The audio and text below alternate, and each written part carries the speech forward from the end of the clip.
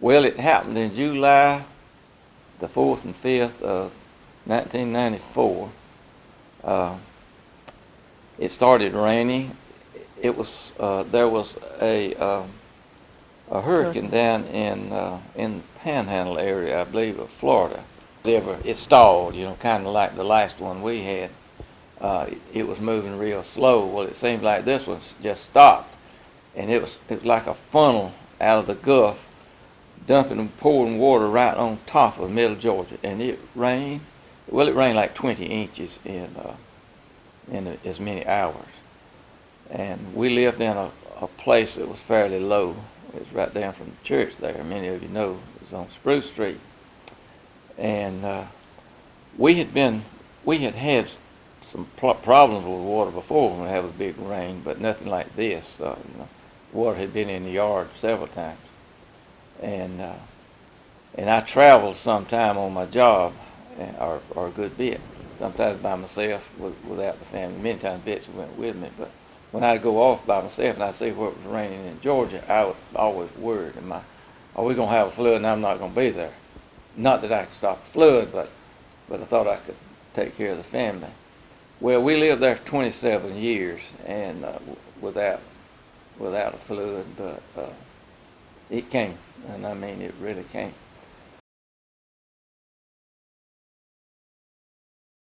It seems like whenever God wants to get my attention, He uses health matters.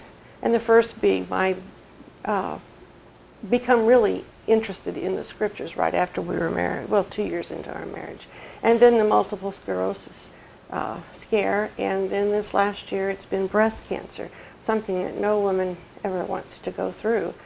No husband ever wants to go through it either, because it did hit both of us square in the face. And it is really, really wonderful to have somebody who is there for you when you're going through a crisis of this kind. As a doctor, I know enough about looking at these different things, the different reports. I'm trained to think of the worst. That's the way it works. And so I have my own fears. Yes. And I go out and walk in the yard and pray.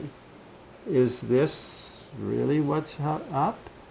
And yet, the Lord has brought us through this thus far, and He will continue.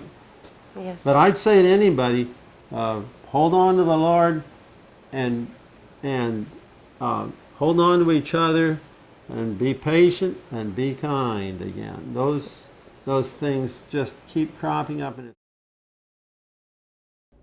A tough times brings you to God. It really does, because in December I found out I had breast cancer, and we had to go through that together. And it was a time of really drawing near to God and letting Him do what needed to be done in our lives. God didn't always promise us a happy road and flowers and roses. And when the tough times comes, that's when you cling to Him and each other. I've never had, in our marriage, never had to live alone. I've never had to make decisions alone. I've always had Doris to share disappointments with, and questions with, and decisions with, and so that's the big thing that gets us through all these disappointments, I think.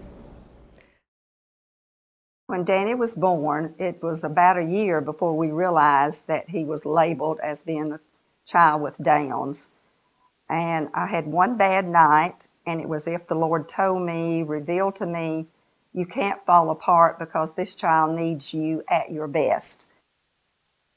I accepted his coming into our lives and coming into our home as a challenge, and also as an opportunity to help us to know about God's blessings.